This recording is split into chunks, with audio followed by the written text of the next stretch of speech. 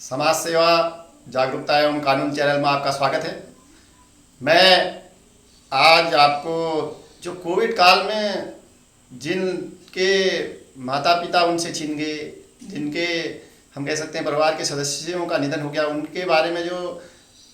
हम कह सकते हैं उनके परिवार वाले जो उससे अब उनकी मृत्यु होगी, दुखद मृत्युएँ हुई हैं इस बार, तो उस पर उनके परिवार वाले या उनके बच्चे कैसे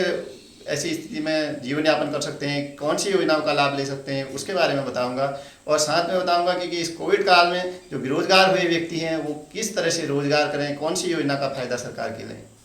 तो सबसे पहले बताऊंगा, उत्तराखंड सरकार ने वात्सल्य योजना करके बच्चों के लिए चलाई है। इसमें मार्च 2020 से मार्च 2022 तक कोविड या किसी वजह से किसी के माता पिता या संरक्षक के किसी की भी एक की मृत्यु होने पर सरकार के द्वारा क्या है, उसके बच्चे के को 21 साल होने तक 3-3 हज़ार रुपये प्रति माह दिया जाएगा और उसके पढ़ाई लिखाई का खर्चा वहन किया जाएगा, उसको उच्च शिक्षा दिलाने का प्रयास किया जाएगा और उसके क्या है लोन देकर बिना ब्याज के उसको लोन देकर भी उसके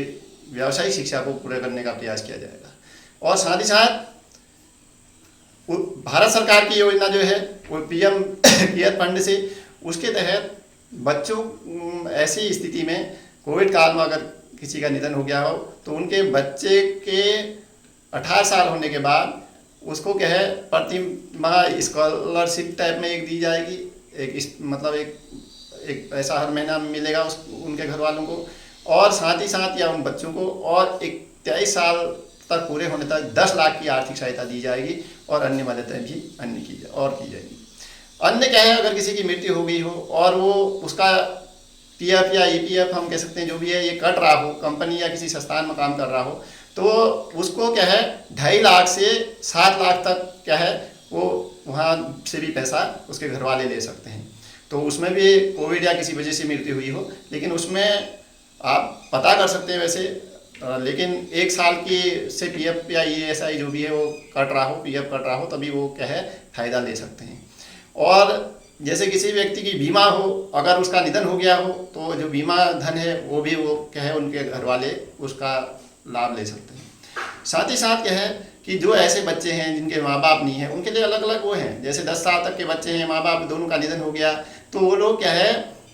यहाँ पर सरकार की जो संस्थाएं हैं, कई संस्थाएं उस पर काम कर रही हैं, कई संस्थान हैं, जैसे यहाँ पर नैनीताल जिले में भीमताल में एसओएस संस्था है, उसके तहत निःशुल्क पढ़ाई लिखाई और साथ ही साथ वहाँ रहने की व्यवस्था रहती है। और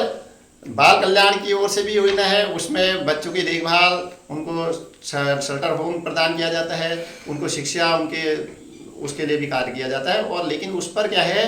कि अगर कोई उन बच्चों की देखभाल कर रहा है तो उसको भी 2,000 या 3,000 प्रति माह क्या है 18 साल होने तक उसको प्रदान किए जाते हैं एक बच्चे के। और उसके अन्य जो वो हैं, इसमें बच्चे को विधिक सेवा प्राधिकरण के माध्यम से, मैं भी पीएलबी में विधिक सेवा प्राधिकरण सिविल कोर्ट नैनीताल से, तो उस माध्यम से भी हम उन बच्चों को खोज रहे हैं। अगर किसी की कोई आप लोगों को कोई जानकारी हो तो वो हमको परिचय बता सकते हैं और वो हम क्या है उनको विधिक सहायता, कानूनी रूप से उनकी जो मदद हो सकती है, जो उनके अधिकार हैं वो भी दिलाने का कार्य करेंगे और जो भी ये योजनाएं चल रही हैं इनका फायदा दिलाने का निःशुल्क कार्य करेंगे। और उसके साथ ही अब जो व्यक्ति बेरोजगार हो गए हैं, जो लोग जिनकी नौकरी छूट गई है या जो हम कह सकते हैं कुछ अन्य व्यवसाय करना चाहते हों, तो उनके लिए सरकार की कई योजनाएं हैं। प्रधानमंत्री योजना है, उसमें लघु उद्योग, प्रधानमंत्री लघु उद्योग, और राज्य सरकार की भी मुख्यमंत्री उद्योग योजना करके चल रही है। उनमें अलग अलग सब्सिडी का प्रावधान किया गया है। उनमें अगर सब्सिडी की बात करें तो 25%, 35% अलग अलग सब्सिडी है। मान लिया आपने 4 लाख रुपए खर्च करा, कोई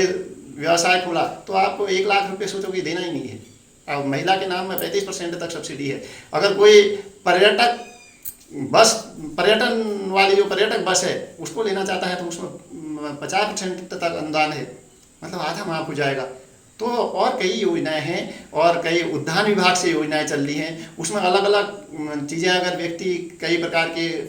फूलों की खेती करना चाह रहा है या कुछ और कुछ करना चाह रहा है, अलग अलग उसमें हम कह सकते हैं कि मुख्यमंत्री, प्रधानमंत्री और जो ये उद्यान विभाग की योजनाएं हैं, इन सबको अगर लें तो लगभग सब कार्य इसमें आ जाते हैं। तो कोई भी कार्य कर रहा है तो उसके लिए अगर उसको लोन ले रहा है, उसके उस विभाग से वो आवेदन करता है तो उससे वो कई फायदे उससे ले सकता है, कई अनुदान उसको मिल सकते हैं, कई हम कह सकते हैं 25% 30% अगर वो काम भी चल जाएगा और उतना पैसा वापस वो हो जाना है, ठीक है। और अन्य विभागों से 5% ब्याज पर भी कई वो होते हैं। और आदमी कृषि ऋण लेके 2% या 0% ब्याज में कृषि ऋण मिल सकता है, उसको लेकर कोई काम कर सकते हैं। और साथ ही साथ और कृषि ऋण में तो बाहर क्षेत्रों में बीमा भी होता है, और बीमा होता है तो उसमें कई बार 50%, 25%, 30% अलग अलग धनराशि भी मिल जाती है। और उसके साथ साथ यह है कि अन्य योजना जो बेरोजगार हो गए वो धैर्य बनाए रखें, हिम्मत ना हारें। कई क्षेत्रों में आप काम कर सकते हैं, मदद कर सकते हैं। कई हम कह सकते हैं कई संस्थान आपको धीरे धीरे क्या है, स्थितियां ठीक आ रही हैं, धीरे धीरे आपको कई आप अपना उद्योग कर सकते हैं, अपना कुछ काम कर सकते हैं और कोई भी काम कर सकते हैं। लेकिन ज़्यादा क्या है, परेशान होने की ज़रूरत नहीं है, बहुत ज़्यादा पैसे के पीछे भागने की ज़रूरत नहीं है। अच्छी तरह आप कमाइए, अच्छी तरह धनार्जन करिए, तो उसका उपभोग करेंगे तो आनंद मिलेगा, सुख मिलेगा। और आगे मैं और अन्य वीडियो लाते रहूँगा। अगर आप लोगों को मेरी वीडियो अच्छी लगी तो आप शेयर करें, सब्सक्राइब करें, लाइक करें और कई जानकारियों से बहुत जल्दी आपको परिचित कराऊँगा। धन्यवाद, नमस्कार।